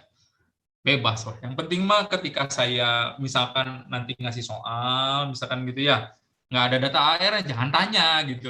Kamu bisa cari di sini gitu, maksudnya gitulah ya. Bisa cari di sini. Ya. Oke, sip. Kita balik lagi ke sono. Ya. Nah, sistem periodik ini bukan sesuatu yang asing bagi kalian ya, karena ini mengorganisasi atom-atom yang sudah ditemukan ya, mengorganisasi atom-atom yang sudah ditemukan ya. Nah, kita yang perlu ketahui dalam sistem periodik itu ada yang disebut sebagai perioda, ya, dan ada yang disebut sebagai golongan. Period, group. Jadi dalam bahasa Inggrisnya period and group, gitu ya. Nah, perioda ini adalah baris, ya, baris. Jadi sampai sekarang itu ada 7 baris. Ini baris pertamanya dihuni oleh hidrogen dan helium. Baris keduanya litium, berilium, boron, karbon, nitrogen, oksigen, fluorine, neon. Baris ketiganya natrium, magnesium, aluminium, silikon, fosfor, sulfur, klorin, argon, seterusnya lah, ya. Dan golongannya itu ada 18, ya, golongannya ada 18, gitu ya, sesuai dengan yang IUPAC sampaikan nih. Jadi kalau kita perhatikan ternyata IUPAC itu memberi nomor golongan tidak lagi pakai AB. Kelihatan nggak di layar saudara? Kelihatan ya harusnya ya. Itu nggak pakai AB lagi. Jadi nggak ada golongan 8A, nggak ada tuh. Yang ada adalah golongan 18. Ya. Nah, jadi kita akan menggunakan nomenklatur penomoran golongan sesuai dengan yang IUPAC rekomendasikan hari ini. Jadi Saya tidak akan menggunakan golongan A, B gitulah kira-kira ya. Waktu di SMA kan mungkin masih pakai golongan A, B ya. Masih nggak? Menentukan periode dan golongan. Ya, seperti misalkan fosfor itu ada di periode 3 golongan 5A misalnya. Ya, periode 3-nya benar, golongannya 15. Gitulah. Ya, konversinya sederhana ya. Konversinya sederhana. Oke. Nah, golongan yang satu ini disebutnya logam alkali ya, golongan alkali. Ya, logam alkali. Yang sini logam alkali tanah. Ini ada nama-nama khususnya ya. Kemudian ke-17 itu halogen, ke-18 gas mulia. Ya, waktu di sekolah dulu kalau tidak salah saudara sudah belajar juga kimia unsur di kelas 12 kemarin itu. Yang kemungkinan besar nggak dijelasin sama gurunya. Biasanya kan begitu ya, nggak dijelasin gurunya saja kan ya, dibuat 8 kelompok biasanya kan ya.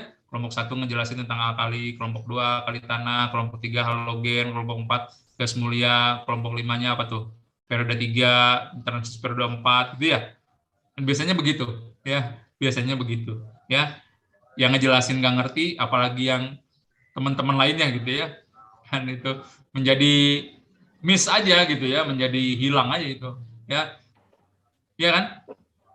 Benar nggak? Dulu kayak gitu nggak? Ya, gitu kan? Ya, dulu kayak gitu ya. Masih ingat nggak dulu ngerjain apa dulu? Disuruh bikin makalahnya apa? Alkali misalkan, ngerti nggak alkalinya? Alkalinya ngerti nggak? Hah? Kan gitu pertanyaannya ya. Nah, ini yang ngejelasinnya aja nggak ngerti, apalagi teman-temannya yang menyimak kan ya. Udah gitu ngejelasinnya via Zoom lagi ya gitu ya, atau via Jimit gitu ya. Off cam lagi gitu ya, sambil tiduran lagi ya, udahlah hilang gitu ya. Hilang. Ya. Oke. Nah, itu bagian pertamanya atom. Dah selesai lah. Kira-kira begitu ya, atom. Jadi, poin penting dari atom itu kalian harus bisa tadi memahami apa itu atom, yang kedua adalah notasi atom. Cuman itu aja. Ya, cuman itu aja. Jadi, kalian bisa menentukan jumlah partikel dasar dari suatu atom, ya, proton, elektron, neutron, ya. Bagian keduanya adalah molekul. Molekul adalah agregat dari 2 atau lebih atom dalam suatu susunan yang jelas, definite arrangement, held together, jadi terikat satu sama lain by chemical forces, oleh suatu gaya-gaya kimia, itu ikatan kimia. Ya, jadi di sini adalah kumpulan dari 2 atom atau lebih dalam urutan tertentu, definite arrangement, nah, itu molekul, ya, definite arrangement, ya, held together by chemical forces, yang terikat satu sama lain dengan ikatan kimia, ya, dengan ikatan kimia. Kalau kalian pernah belajar waktu SMA, masih ingat lah mungkin ya, pernah belajar ikatan ionik, ikatan kovalen. Ya kan? Kalau kita kaitkan dengan itu, ya dengan itu, nanti kita akan masuk ada materi itu juga ya, ikatan ionik, ikatan kovalen, tenang saja ya. Tapi basic knowledge kalian harusnya sudah ya. Nah, yang namanya molekul itu pasti ikatannya kovalen. Pasti ikatannya kovalen. Ya. Kalau ionik itu nggak bisa disebut molekul. Ya, nggak bisa disebut molekul. Seperti nggak ada sebenarnya molekul NaCl itu nggak ada, karena NaCl itu adalah suatu senyawa ionik. Ya, jadi jangan coba-coba mencari Mr dari NaCl, nggak ada. Kan Mr itu artinya massa molekul relatif. Ya kan? Jadi istilah Mr itu hanya untuk suatu senyawa yang molekular gitu. Yang ionik namanya bukan Mr, walaupun sebetulnya kalian hitung sama gitu. Cuma istilahnya bukan Mr. Namanya adalah massa molar. Atau kalau di bukunya Chang itu disebutkan sebagai massa formula. Ya, massa formula. Ya. Oke, kita lihat molekul. Molekul agregat dari 2 atom atau lebih dalam suatu urutan tertentu yang terikat satu sama lain dalam ikatan kimia. Contohnya H2, H2, H3, CH4. Urutannya tertentu. H ketemu H baru ujungnya O, nggak bisa. Ya. Itu yang disebut sebagai definite arrangement. Gitu ya, disebut sebagai definite arrangement. Held together by chemical forces, antara oksigen dengan hidrogen itu terikat satu sama lain dalam suatu ikatan kimia. Ya, dalam suatu ikatan kimia. Ya. Nah, di sini ada yang disebut sebagai diatomic molecule, ya. Diatomic molecule itu contain only 2 atom. Jadi hanya mengandung 2 atom. Ya, contohnya H2, N2, O2, Br2, HCl itu juga adalah diatomic molecule, molekul diatomik, karena dibangun oleh hanya 2 buah atom. Kalau lebih dari 2 namanya poliatomik, ya. H2O, NH3, CH4, O3, bisa sebutkan macam-macam lah. ya. Bisa sebutkan banyak sekali yang poliatomik, ya, polyatomic molecule itu banyak banget, ya. Nah, kalau ion, nah ya, kalau barusan itu adalah molekul seperti itu, ya. Kalau sekarang ion, kalau ion itu adalah atom atau group of atom, ya. Jadi bisa atom, bisa gugus atom yang memiliki muatan totalnya positif atau negatif. Kalau molekul muatan totalnya nol, tapi kalau ion itu muatannya bisa plus, bisa min, ya, bisa plus, bisa min. Ini contoh, lihat nih, contoh, misalkan saya punya, sorry, tadi ada muatan positif negatif. Muatan positif itu disebut sebagai kation, ya. Ion yang bermuatan positif itu disebutnya sebagai kation, ya. Nah, contohnya adalah kalau sebuah atom netral melepas sebuah atau lebih elektron itu akan menjadi kation, ya, akan menjadi kation. Nah, ini ya, menjadi kation.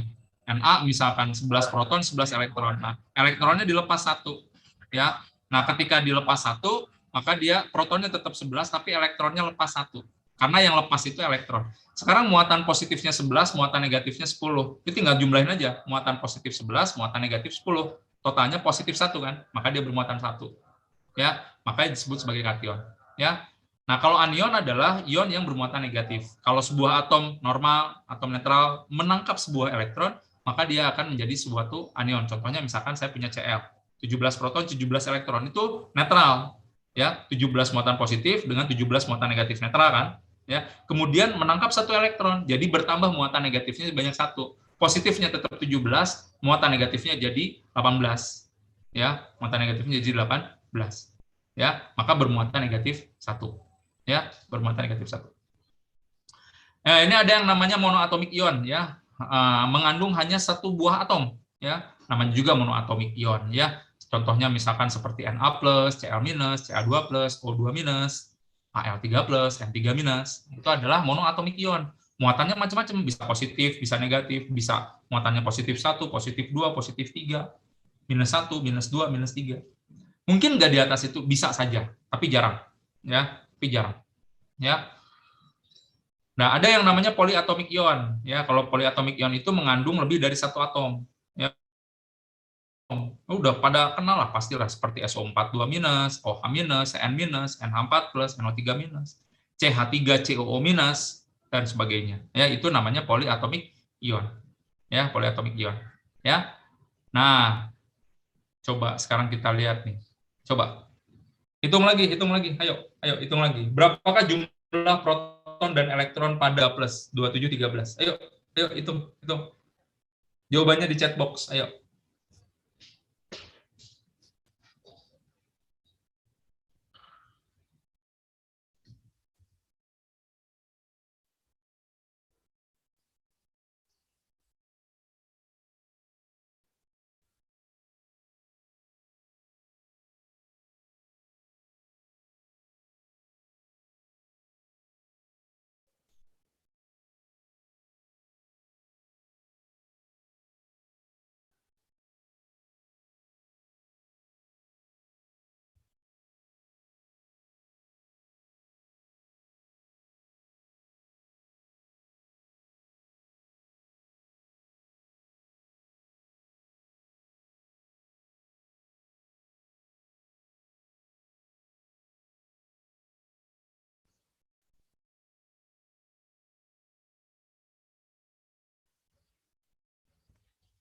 Oke, sekarang saya mau tanya sama Paundra Maksi. Ada Paundra Maksi? Ya. Berapa protonnya dan elektronnya? Protonnya 13, elektronnya 10. Oke, good. Ya, karena bermuatan positif itu artinya dia telah melepaskan elektron, ya. Melepaskan elektron. Oke. Satu lagi, berapa jumlah proton dan elektron dalam selenium 2-? Ayo silakan. Ketik jawabannya di chat box juga. Yuk agak cepat ya. Yuk boleh ngitung pakai kalkulator ya, kan tadi sudah saya halalkan menggunakan kalkulator kan. Ya, jadi jangan susah-susah ngitung ke bawah ya.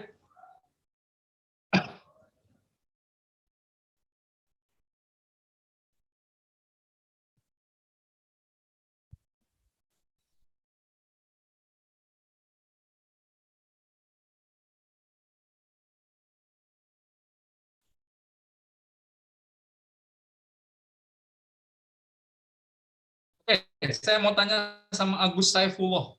Ada Agus? Ada, Pak. Untuk Gus, berapa? protonnya 34, elektronnya 36. Good. Karena bermuatan 2 minus artinya dia telah menangkap 2 buah elektronnya. Menangkap 2 buah elektron. Oke, sip. Nah, ini adalah beberapa ion-ion yang umum ya, monoatomic ion yang umum ya. Jadi kalau kita perhatikan pada golongan utama, golongan 1, golongan 2, 13 sampai 18 ini dia jarang yang memiliki variasi kecuali yang bawah ya. Tapi untuk yang di sebelah sini, yang di tengah sini atau kita kenal sebagai transisi, itu memungkinkan memiliki beberapa variasi ion ya. Tentu ini ada pembahasan tersendiri ya. Kenapa kok misalkan besi ada besi 2, besi 3, kobalt ada kobalt 2, kobalt 3 dan seterusnya, itu ada penjelasan detailnya ya. Nah, tapi kita sudah tahu pola-pola seperti ini. Golongan 1 pasti muatan 1, golongan 2 pasti muatan 2, golongan 17 muatannya minus 1, golongan 16 muatannya min 2, golongan 15 min 3 gitu ya, dan seterusnya. Ini sudah bisa diketahui ya. Nah, ini ada beberapa cara mengungkapkan ya standard type of formula and models ya. Jadi ada beberapa cara untuk mengungkapkan suatu senyawa dalam ilmu kimia gitu ya. Ada yang pertama adalah yang paling sering kita gunakan adalah molecular formula ya. Rumus molekulnya gitu ya, yang di SMA ya tentu saudara menggunakan itu ya. Ada struktural formulanya ya seperti ini. Jadi H, strip H yang menunjukkan bahwa ada ikatan antara H dengan H. Ikatannya apakah ikatan tunggal, double atau triple gitu ya. Itu lebih detail gitu ya. Ada yang menggunakan ball and stick model, ada yang menggunakan space filling model gitu ya. Space filling model. Nah, jadi ini kita perlu ketahui bahwa ball and stick model ini kita bisa mengetahui geometrinya. Bahwa ternyata CH4 ini bentuknya tidak seperti plus gitu ya, tidak seperti plus, tapi ternyata bentuknya tetrahedron gitu. Ya. Ini tidak bentuknya seperti huruf T, tapi ternyata seperti ini gitu ya, ada sudut antara ini dengan itu, dan antara hidrogen, nitrogen dan hidrogen lagi itu tidak pada satu bidang planar yang sama gitu ya. Nah, ini dengan ball and stick model kita bisa tahu itu. Ya, kita bisa tahu itu. Tapi ball and stick model juga ini sudah mendekati kenyataannya, tapi ada problem yaitu kesannya kok antara nitrogen dengan hidrogen dalam NH3 itu kok jauhan gitu ya. Kok jauhan gitu ya. Ada jarak yang memisahkan mereka gitu ya. Padahal mah tidak gitu ya. Maka kemudian ada space filling model. Ya. Nah, jadi kalau kita membaca textbook, tentu kita akan mendapati keempat hal ini gitu ya. Di topik tertentu mungkin paling tepatnya pakai ball and stick model. Seperti misalnya ketika kita belajar geometri molekul gitu ya. Ketika kita belajar geometri molekul paling tepat pakai ball and stick model gitu. Ya, ball and stick model. Tapi lebih banyak nanti kita gunakan adalah yang molecular formula. Ya, kita lebih banyak menggunakan molecular formula. Ya. Nah, molecular formula itu menunjukkan jumlah secara tepat dari atom penyusunnya. Ya, dari atom penyusunnya. Jadi menyatakan jumlah atom penyusun, itu namanya molecular formula. Sedangkan ada lagi yang disebut sebagai empirical formula atau rumus empiris. Kalau rumus empiris itu menyatakan perbandingan, ya, menyatakan perbandingan. Ini juga perlu kita ketahui, ya, perlu kita ketahui. Coba lihat nih, contoh nih, ini molekular, ya. Suatu molekul air itu dibangun oleh 2 atom hidrogen dan 1 atom oksigen. Itu sudah pasti, ya. Nah, perbandingan jumlah atom hidrogen dengan oksigen 2:1, hidrogennya 2, oksigennya 1, 2:1. Maka tetap kita empiriknya tulis sebagai H2O. Ya. C6H12O6, dalam satu molekul C6H12O6 itu dibangun oleh 6 karbon, 12 hidrogen, dan 6 oksigen. Ya, perbandingan jumlah karbon, hidrogen, dan oksigennya 6, 12, 6 disederhanakan 1, 2, 1. Maka empirikalnya ditulis sebagai CH2O.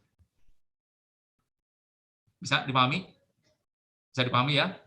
Kemudian O3, ya karena disusun oleh 1 oksigen saja ya, empiriknya O. Ya. N2H4, empiriknya NH2.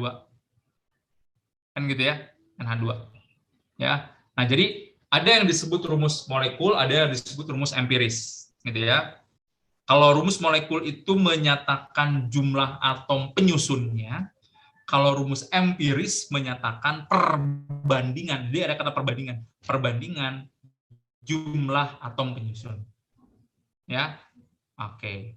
Nah, sekarang kita masuk lagi ke senyawa ionik. Nah, kalau senyawa ionik itu consists of a combination of cation and anions. Jadi isinya dari senyawa ionik itu adalah cation dan anion.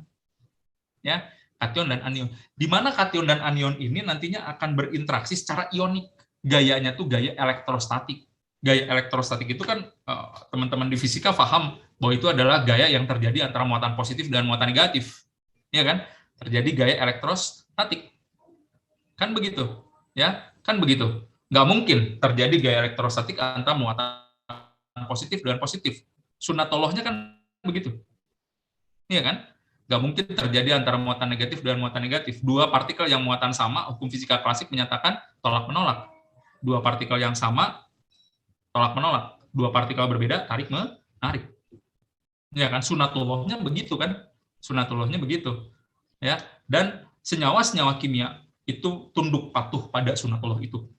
Ya, tunduk patuh pada sunatullah itu. Ya, hanya manusia saja yang kemudian melanggar sunatullah itu, sehingga kita kenal hari ini yang namanya LGBT, ya kan? Betul kan?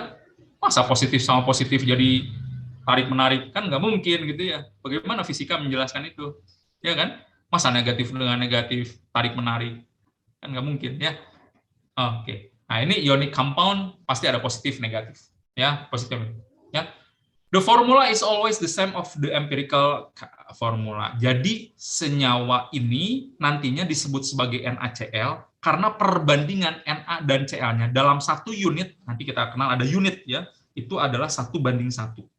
Ya, adalah 1:1. Gitu ya.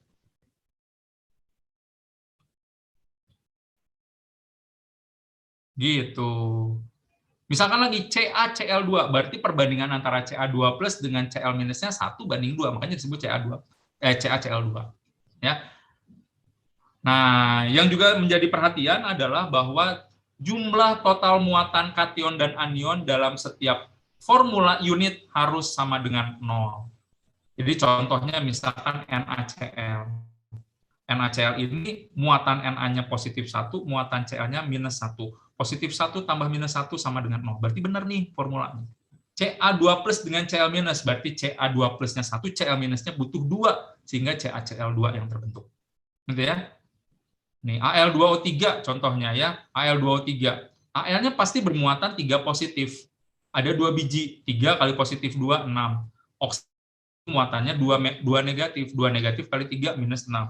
Positif 6 tambah minus 6. Tuh, gitu ya. Jadi 0 juga.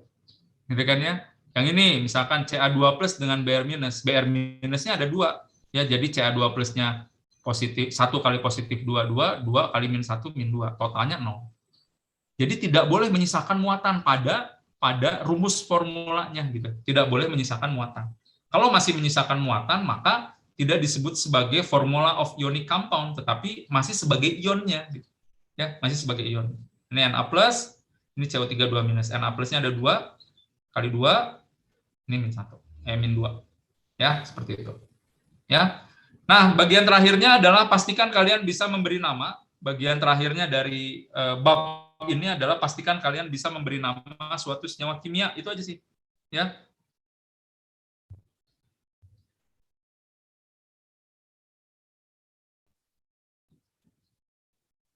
Oke. Ya. Jadi apa namanya? Kalian bisa memberi nama baik senyawa kovalen maupun senyawa ionik lah, kira-kira begitu. Ya, kira-kira begitu. Karena ini selain sebagai apa ya, dalam buku teks itu kadang-kadang disebutkan formulanya, rumus molekulnya atau formula unitnya, tapi kadang-kadang juga disebut sebagai namanya. Ya, sebagai namanya. Jadi kalian bisa pelajari bagaimana memberi nama suatu senyawa kimia ya. Saya akan langsung saja kesimpulannya yang ini. Lama nih. Nah ini. Ya. Jadi kalau kita memberi nama suatu senyawa, kira-kira beginilah alurnya ya. Pertama, kita harus pastikan dulu ini apakah ionik atau molekular. Ya. Ini apakah ionik atau molekular. Kalau ionik, kalau molekular beda cara memberi namanya. Ya, kalau molekular maka di sini ada yang namanya binary compound of nonmetal. Ya, binary compound of nonmetal itu seperti CO2, CO, SO2, SO3 dan seterusnya. Ya, cara memberi namanya adalah bisa menggunakan bisa menggunakan awalan. Ya, jadi saudara bisa memberi nama menggunakan awalan. Use prefix for both element present. Jadi menggunakan awalan untuk menyatakan jumlah baik senyawa yang pertama maupun senyawa yang kedua. Perfect mono usually omitted for the first element. Jadi awalan mono dihindari untuk unsur pertama. Tapi untuk unsur kedua digunakan. Seperti misalnya saya punya CO2. Karbonnya ada 1, oksigennya ada 2. Maka untuk menyatakan jumlah 1 itu pakai awalan mono, 2 di, 3 tri, 4 tetra, 5 penta, dan seterusnya. Ya, CO2 karbonnya 1, oksigennya 2. Karbonnya 1 yang pertama tidak pakai awalan mono, oksigen yang kedua, unsur yang belakangan dikasih awalan di, maka namanya karbon dioksida. Ya, tambahkan ida kalau dalam bahasa Indonesia untuk akhiran dari unsur kedua. Gitu ya. Sederhana itu, ya. Sesederhana ini. Ya, SO3 sulfur trioksida. SO2 sulfur dioksida. N2O5. N-nya ada 2, pakai awalan di ini. Dinitrogen 5 pentaoksida. Gitu ya. Dan seterusnya. Kita bisa beri nama senyawa-senyawa molekular seperti itu. Ya, untuk yang binary compound, ya. Di satu sisi lagi kita punya senyawa ionik, ya. Kita punya satu senyawa ionik, kationnya bisa logam, bisa NH4+. Logam, Na+, Fe3+, dan seterusnya. Ya, anionnya bisa merupakan poliatomik atau monoatomik ion. Ya, monoatomik ion itu seperti tadi, ya Cl-, Br-, I-, S2-, O2- itu yang monoatomik. Atau poliatomik, SO4-2-, NO3-, Cn-, dan sebagainya. Ya.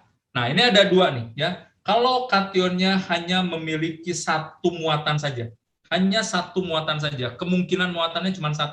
Taunya dari mana, Pak? Lihat tadi, yang tadi sistem periodik tadi saya kasih itu, yang some common ionic some common ion dalam sistem periodik. Ya, kalau kationnya hanya memiliki kemungkinan 1 muatan saja, seperti logam alkali tanah, Ag+, Al3+, Cd2+, Zn2+, maka penamaannya gini. Nama unsur pertama, kalau monoatomik anion tambahkan ida pada akhirnya. Kalau poliatomik ion, nah ini gunakan tabel 2.3. Ada tabel 2.3. Mana tabel 24, mana tabel 23. Nah, ini tabel 23. Ini nama-nama ion, gitu ya. Bromida, karbonat, klorat, klorida, kromat, sianida, dikromat. Ini ada di buku, ya. Ini saya ambil dari bukunya Raymond Chang yang edisi 10. Ya. Nah, jadi kita tinggal menambahkan itu saja. Contohnya mana tadi contohnya nih? Nah ini ya, tambahkan ida untuk NaBaCl2, barium klorida. Karena bariumnya adalah golongan 2 dan hanya 1 kemungkinan muatan saja Ba2+. Ya, contoh lagi K2O, namanya adalah kalium oksida. Gitu ya, kalium oksida. MgOH 2 kali magnesium hidroksida. Magnesium hidroksida. Ya, KNO3 kalium nitrat. Dalam bahasa Inggris kalium itu adalah potasium. Ya. Nah, bagaimana kalau kemudian kita mendapati kationnya itu adalah kation yang memiliki beberapa kemungkinan muatan. Nah, yang mana tadi yang beberapa kemungkinan muatan yang ini nih. Nah, ini seperti Cr2+, 3+. Ya, Mn2+, Mn3+, Fe2+, Fe3+, CO2+, CO3+. Nah, ini cara memberi namanya begini. Ya. Nah, tentukan muatan dari si logamnya itu. Kemudian dia nanti dituliskan dalam huruf atau angka Romawi. Ya, indicate charge on metal with Roman numeral. Ya, contohnya misalkan FeCl2. Kita cari tahu dulu berapa muatan dari Fe, gitu ya. Nah, gimana caranya? 2Cl- adalah -2, maka Fe-nya +2 supaya muatan totalnya 0. Kan gitu gagasannya kan? Ya, maka namanya adalah besi 2 klorida. Ya, kalau FeCl3 maka nanti namanya besi 3 klorida. Gitu ya. Atau dengan kata lain, kalau kalian masih ingat, kalau saudara masih ingat, itu adalah bilangan oksidasi dari kationnya, gitu. Bilangan oksidasi dari kationnya. Berarti belajar lagi lah, ya, tinggal apa? Ingat-ingat lagi bagaimana menentukan bilangan oksidasi, gitu ya. Bagaimana penentuan bilangan oksidasi, gitu, ya.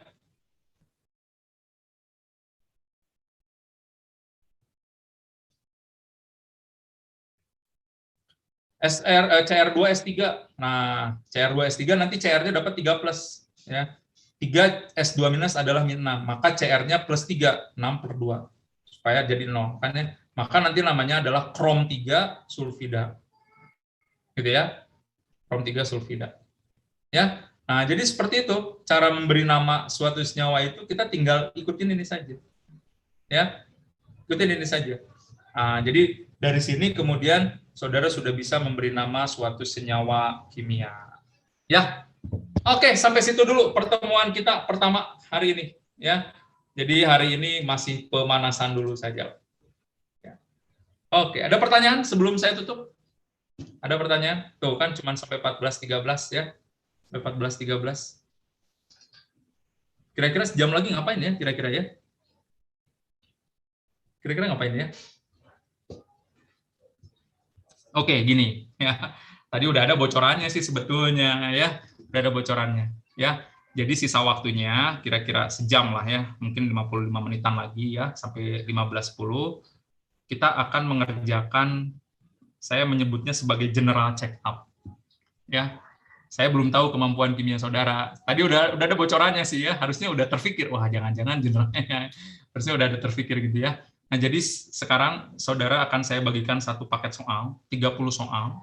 Ya, ini enteng-enteng semuanya, ya. Ini enteng-enteng semuanya, gampang-gampang, ya. Bisa dikerjakan cepat.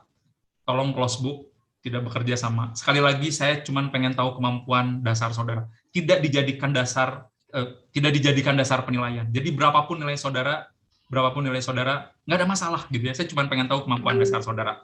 Ya, saya cuma pengen tahu kemampuan dasar saudara. Jadi bekerja masing-masing, ya, bekerja masing-masing, tidak bekerja sama, begitu ya. Silakan menggunakan kalkulator kalau diperlukan, tidak membuka buku, close book saja, ya, karena namanya juga general check up. Saya cuma pengen tahu bagaimana